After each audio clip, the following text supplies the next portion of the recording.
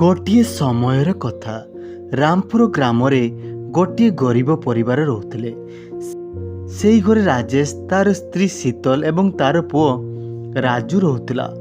ବହୁତ ଦିନ ପରେ ଦୀପାବଳି ପାଖେଇ ଆସିଲା। ଆରେ ଶୀତଲ, ଚାଲ ନା ଟିକେ ବାହାରକୁ ବୁଲିବାକୁ ଯିବା, କିଛି ସଉଦା କିଣି ଆସିବା। ତାପରେ ରାଜେଶ, ଶୀତଲ ଏବଂ ରାଜୁ ତିନି ଜଣ ବଜାରକୁ ବୁଲିବାକୁ ଗଲେ। ରାସ୍ତାରେ ଯାଉ ଯାଉ ରାଜୁ ଦେଖିଲା ଗୋଟିଏ ବାଣ ଦୋକାନ। ରାଜୁ ତା ବାପାକୁ ଜିଦ୍ କଲା, ବାପା, ମୋ ପାଇଁ ବାଣ ଆଣିଦିଅ ନା। ଆରେ ବାପା ରାଜୁ, ଆମେ ଖାଲି ବଜାରରୁ କିଛି ଜରୁରୀ ଜିନିଷ ଆଣିବାକୁ ଆସିଛୁ। ମୋ ପାଖରେ ଏତେ ବି ପଇସା ନାହିଁ, ତତେ ମୁଁ ବାଣ ଆଣିଦେବି। ହେଲେ ବାପା, ଆମ ପଡ଼ୋଶୀ ଘରର ପିଲାମାନେ କେତେ ଦିନରୁ ବାଣ ଆଣି ଫୁଟୁଛନ୍ତି, ହେଲେ ମୋର କିଛି ନାହିଁ। ହେଲେ ମୋ ବାପା ମୋ ପାଇଁ କିଛି ଆଣି ଦେଉନାହାନ୍ତି। ରାଜୁ ବହୁତ ରାଗିଗଲା। ହେଲେ କ'ଣ ହେବ, ରାଜେଶ ପାଖରେ ଏତେ ବି ପଇସା ନାହିଁ ସେ ତା ପିଲାମାନଙ୍କ ପାଇଁ ବାଣ ଆଣିଦେବ। ଦେଖ ରାଜୁ, ଜମା କାନ୍ଦ ନା। ତମ ବାପା ପାଖରେ ପଇସା ହେଲେ ଦୀପାବଳି ଦିନକୁ ବାଣ ଆଣିଦେବେ, ତମେ ଜମା କାନ୍ଦ ନା। ତାପରେ ରାଜୁର ଏପରି ଜିଦ୍ ଦେଖି ରାଜେଶ ଏବଂ ଶୀତଲ ସେମିତି ଘରକୁ ମନ ଦୁଃଖରେ ପଳେଇ ଆସିଲେ। ରାଜୁ ବହୁତ ରାଗି ଯାଇଥିଲା। ସେ ଘର ବାହାରେ ଦେଖିଲା ପଡ଼ୋଶୀ ଘରର ପିଲାମାନେ ବାଣ ଫୁଟାଉଛନ୍ତି। ଦେଖ ପୁନି, ମୋର ରକେଟ କେତେ ଉପରକୁ ଯାଉଛି। ମୁଁ ସେ ରକେଟ ଜମା ଲଗାଇବି ନାହିଁ, ମୋର ଖାଲି ଫୁଲଝରି, ରଙ୍ଗବାତି, ସାପ। ପଡ଼ୋଶୀ ଘରର ପିଲାମାନେ ବାଣ ଫୁଟିବା ଦେଖି ରାଜୁ ମନ ଖୁସି ଥାଏ। ସେ ମନେ ମନେ ମଧ୍ୟ ଭାବୁଥାଏ, ମୋ ବାପା କାଶ ମୋ ପାଇଁ ଏତିକି ବାଣ ଆଣି ଦେଇଥାନ୍ତେ, ମୁଁ ଖୁବ୍ ଆନନ୍ଦରେ ବାଣ ଫୁଟେଇଥାନ୍ତି। ତାପରେ ପଡ଼ୋଶୀ ପିଲାର ଆଖି ରାଜୁ ପାଖରେ ପହଞ୍ଚିଲା। ଆରେ ରାଜୁ, ସେଠାରେ କ'ଣ କରୁଛୁ? ବାଣ ନେଇ ଆସୁନୁ, ଆମ ସାଙ୍ଗରେ ଖେଳିବୁ। ଏହା ଶୁଣି ରାଜୁର ମନ ବହୁତ ଦୁଃଖ ହୋଇଗଲା। ଓହୋ, ତା ବାପା ତା ପାଇଁ ବାଣ ଆଣିନାହାନ୍ତି। ଦେଖ ରାଜୁର ମନ କେତେ ଦୁଃଖ। ଦେଖ ରାଜୁର ମନ କେତେ ଦୁଃଖ। ପଡ଼ୋଶୀ ପିଲା ସବୁ କେମିତି ବାହାରେ ବାଣ ଫୁଟୁଛନ୍ତି, ହେଲେ ଆମ ରାଜୁ କେତେ ମନ ଦୁଃଖରେ। କ'ଣ କରିବି ଶୀତଲ, ତମେ କୁହ। ମୋ ପାଖରେ ଏତେ ବି ପଇସା ନାହିଁ ଯେ ମୁଠେ ଘର ପାଇଁ ଭଲ ଖାଇବା ଯୋଗାଇ ଦେଇପାରିବି। ତମେ କୁହ, ବାଣ ପାଇଁ ପଇସା ମୁଁ କେଉଁଠାରୁ ଆଣିବି? ତମେ କୁହ, ମୁଁ କ'ଣ କରିବି? ମୁଁ କ'ଣ ସେ କଥା କହୁଛି? ମୁଁ ଏମିତି କହୁଛି ନା ତମକୁ। ଆମେ ତ ବୁଝି ଯାଉଛେ, ହେଲେ ସିଏ ବହୁତ ଛୋଟ, ସିଏ ଏସବୁ କେମିତି ବୁଝିବ? ଚାଲ, ରାତି ବହୁତ ହୋଇଗଲାଣି, ଶୋଇବା ଚାଲ। ତାପରେ ସମସ୍ତେ ଶୋଇବାକୁ ଚାଲିଗଲେ। ରାଜୁ, ରାଜେଶ ଏବଂ ଶୀତଲ ସମସ୍ତେ ଶୋଇଗଲେ। ସେହି ସମୟରେ ଗ୍ରାମରେ ଗୋଟିଏ ଭୂତ କାନ୍ଧରେ ଗୋଟିଏ ବେଗ ଝୁଲାଇ ରାଜୁ ଘର ଆଡ଼କୁ ଆସିଲା।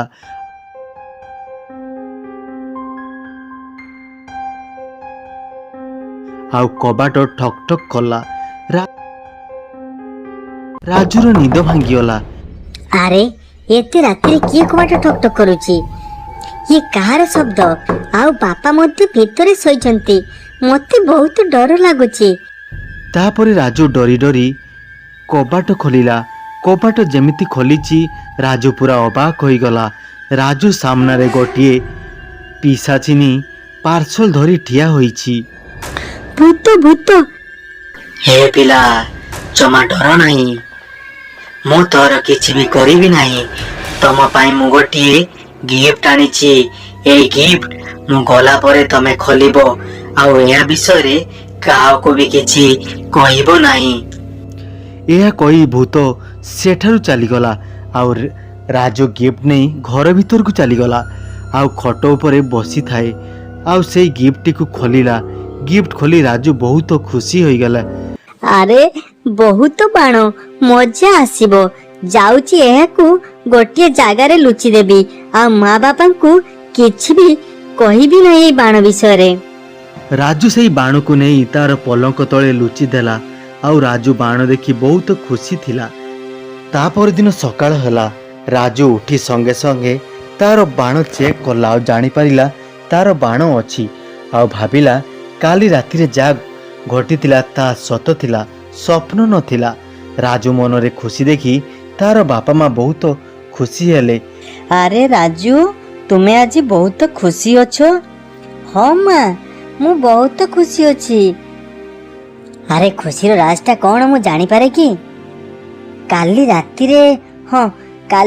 ରାତିରେ ମୁଁ ଗୋଟିଏ ବହୁତ ଭଲ ସ୍ୱପ୍ନ ଦେଖିଥିଲି, ସେଥିପାଇଁ ମା। ଠିକ୍ ଅଛି ପୁଅ, ତୁ ଗଲୁ, ନାସ୍ତା ରେଡି କରି ଦେଇଛି, ଖାଇ ନେଇ ସ୍କୁଲ ଚାଲିଯିବୁ ଯା। ଠିକ୍ ଅଛି ମା, ମୁଁ ଯାଉଛି। ତାପରେ ରାଜୁ ରେଡି ହୋଇ ସ୍କୁଲ ଚାଲିଗଲା। ସ୍କୁଲ ଗଲା ପରେ ଶୀତଳ ଘରର ଝାଡ଼ୁ ମାରୁଥିଲା। ଆଉ ଖଟ ତଳେ ଶୀତଳ ଝାଡ଼ୁ ମାରୁ ମାରୁ ଶୀତଳ ଝାଡ଼ୁରେ କ'ଣ ଗୋଟେ ଲାଗିଲା। ଶୀତଳ ଦେଖିଲା ଖଟ ତଳେ ଗୋଟିଏ ବାଣ ପକେଟ ଅଛି। ଶୀତଳ ପୁରା ଅବାକ ହୋଇଗଲା। ଆରେ ଏ ବାଣ ପକେଟ ଆମ ଘରକୁ କେଉଁଠାରୁ ଆସିଲା? ସେ ସଙ୍ଗେ ସଙ୍ଗେ ରାଜେଶକୁ ଡାକିଲା। ଆରେ ଶୁଣୁଛ, ଟିକେ ଆସିବ ତ?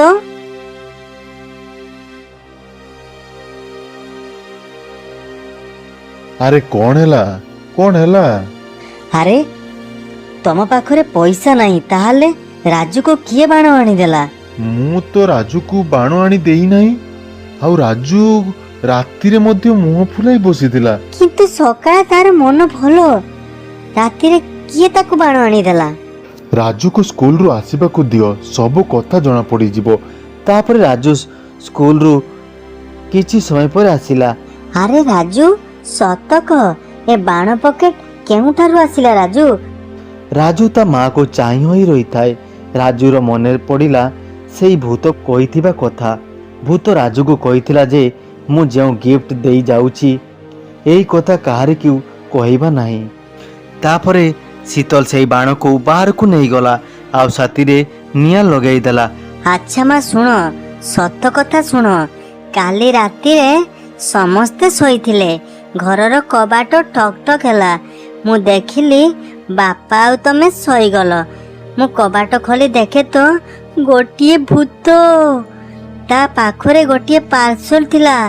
ସେ ମୋତେ ଏଇ ପାର୍ସଲଟି ଦେଇ ଚାଲିଗଲା ଆଉ କହିଲା ମୁଁ ଗଲା ପରେ ଏଇ ପାର୍ସଲଟି ଖୋଲିବ ଆଉ କାହାରିକୁ କହିବ ନାହିଁ। ତାପରେ ପାର୍ସଲଟିକୁ ମୁଁ ଯେତେବେଳେ ଖୋଲିଲି, ତା ଏଥିରେ ବାଣ ବାକ୍ସ। ଶୀତଳ ରାଜୁର କଥା ଜମା ବିଶ୍ୱାସ କଲା ନାହିଁ। ଶୀତଳ ଭାବିଲା ରାଜୁ ସେଇ ବାଣ କାହା ପାଖରୁ ଚୋରି କରି ନେଇ ଆସିଛି। ତାପରେ ରାଜୁକୁ ତାର ବାପା ରାଜେଶ ମଧ୍ୟ ବହୁତ ଜୋର ଗାଳି ଦେଲେ।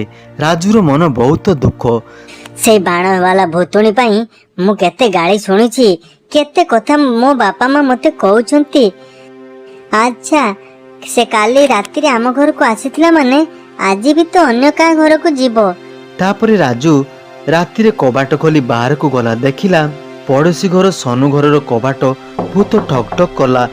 କିଛି ସମୟ ପରେ ସନୁ କବାଟ ପାଖକୁ ଆସିଲା ଆଉ ସେ ମଧ୍ୟ ଭୂତକୁ ଦେଖି ବହୁତ ଜୋର ଡରିଗଲା। ଦେଖ ପିଲା, ମୁଁ ତମକୁ ଡରାଇବାକୁ ଆସିନି, ମତେ ଜମା ଡର ନାହିଁ। ମୁଁ ମରିବା ଆଗରୁ ଜଣେ ଡେଲିଭରି ବୟ ଥିଲି, ଲୋକମାନଙ୍କୁ ପାର୍ସଲ ଦେଉଥିଲି ଆଉ ମରିବା ପରେ ମଧ୍ୟ ଲୋକମାନଙ୍କୁ ପାର୍ସଲ ଦେଉଛି।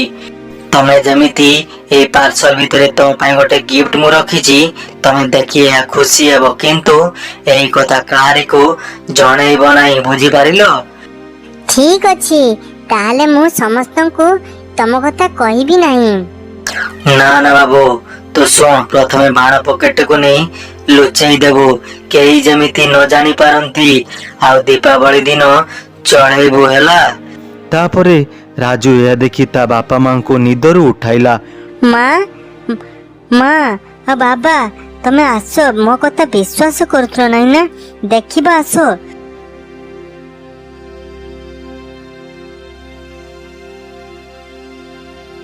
ରାଜେଶ ଏବଂ ଶୀତଳ ଦୌଡ଼ି କରି ଆସିଲେ ଆଉ ସେମାନେ ଯାହା ଦେଖିଲେ ସେମାନେ କେବେ ବି ବିଶ୍ୱାସ କରିପାରିଲେ ନାହିଁ। ସନୁର ଘର ଆଗରେ ଏତେ ବଡ଼ ଆଶ୍ଚର୍ଯ୍ୟ କଥା। ମା, ବାବୁଜୀ, ଶୁଣ, ମୋ କଥା ତମେ ମାନେ ବିଶ୍ୱାସ କର ନାହିଁ। ମୁଁ ସେଇଦିନ କହିଥିଲି ନା ଯେ ଭୂତ ଡେଲିଭରି ବୟ ଆସି ମୋତେ ବାଣ ଦେଇ ଯାଉଛି ବୋଲି। ଠିକ୍ ଆଜି ମଧ୍ୟ ସେଇ ଭୂତ ସନୁକୁ ବାଣ ଦେବା ପାଇଁ ଆସିଛି। ମୁଁ ବାଣ କେଉଁଠାରୁ ଚୋରି କରି ନାହିଁ ବାପା, ସେ ଭୂତ ମୋତେ ବାଣ ଦେଇ ଯାଇଥିଲା। ଆମକୁ ତମ ଉପରେ ବିଶ୍ୱାସ କରିପାରିଥିଲା ପୁଅ। ସମସ୍ତେ ସେଇ ଭୂତକୁ ଦେଖୁଥିଲେ। ଭୂତ ସନୁକୁ ପାର୍ସଲ ଦେଇ ସେଠାରୁ ଚାଲିଯାଏ। ତା ପରଦିନ ସକାଳେ ରାଜେଶ ଏବଂ ଶୀତଲ ପଡ଼ୋଶୀ ଘରକୁ ଗଲେ ଆଉ ସବୁ କଥା ଦାମକୁ କହିଲେ। ତମେ ଏସବୁ କ'ଣ କହୁଛ? ଭୂତ, ବାଣ ଡବା, ମୁଁ କିଛି ବୁଝିପାରୁନି। ସନୁ ତମକୁ ସବୁ କଥା କହିବ। ସନୁ, ସବୁ କଥା କହ। ଏଠାରେ ରାତି, ଭୂତ ଆଉ ବାଣ ବିଷୟରେ ସବୁ କହ।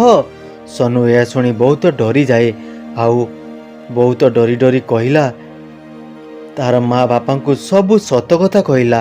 ତାପରେ ଦାମ ଏବଂ ରାଜେଶ ପ୍ରତ୍ୟେକ ଘରକୁ ଗଲେ ଆଉ ସେଇ ଭୂତ ବିଷୟରେ ସମସ୍ତଙ୍କୁ ପଚାରିଲେ ଆଉ ଭୂତ ଡେଲିଭରି ବିଷୟରେ ସବୁ ଜାଣିଲେ। ଗାଁରେ ଯେଉଁ ଘରେ ପିଲା ଅଛନ୍ତି ସେଇ ଘରେ ଭୂତ ବଡ଼ ଡବା ନେଇ ଯାଉଥାଏ। ଗାଁରେ ଏହି କଥା ଚାରିଆଡ଼େ ହାହାକାର ପଡ଼ିଯାଇଥାଏ। ତାପରେ ସବୁ ବାଣ ଡବାକୁ ଗାଁ ମୁଣ୍ଡରେ ଗୋଟିଏ ଜାଗାରେ ରଖି ଦିଆଯାଏ। ଗାଁର ପଣ୍ଡିତଙ୍କୁ ସେଠାରେ ଡକାଯାଏ। ଶୁଣ ଗାଁର ଲୋକ, ମୁଁ ଭୂତ ଡରିବା ପାଇଁ ମୋ ପାଖରେ କିଛି ବି ଶକ୍ତି ନାହିଁ, କିନ୍ତୁ ଏଇ କଥା ଜାଣିନିଅ ଭୂତ ଗାଁର ପିଲାମାନଙ୍କୁ ମାରିବା ପାଇଁ ସବୁ ଗାଁରେ ଏଇ ବାଣ ଡବା ରଖିଯାଇଛି। କ'ଣ ଆପଣଙ୍କୁ କେମିତି ଜଣା? ଦେଖ, ପଡ଼ିଥିବା ବାଣ ଡବା ଉପରେ, ପ୍ରତି ବାଣ ଡବା ଉପରେ ଦେଖ ଲାଲି ରଙ୍ଗ ଅଛି। ଏହା ରଙ୍ଗ ନୁହେଁ, ରକ୍ତର ଚିହ୍ନ। ଏହାକୁ ଜଳେଇବା ଠିକ ନୁହେଁ। ତମେ ଏହାକୁ ଗାଁର ଥିବା ଅପରିଷ୍କାର କୂଅର ଡବାରେ ପକେଇ ଦିଅ। ତାପରେ ଗାଁ ଲୋକ ସେଇ ବାଣ ଡବାକୁ ଗାଁରେ ଥିବା କୂଅରେ ପକେଇ ଦେଲେ। ଆଉ ଶୁଣ ଗାଁର ଲୋକ, ଆଜିଠୁ ଦୀପାବଳି ଦିନ ପର୍ଯ୍ୟନ୍ତ ଘର ଆଗରେ ଗୋଟିଏ ଦୀପ ଜଳେଇବ ଆଉ ସେଥିରେ କଳା ତେଲ ଦେବ। ଦେଖିବ ଭୂତ ତମ ଘର ଆଖପାଖରେ ମଧ୍ୟ ଆସିପାରିବ ନାହିଁ।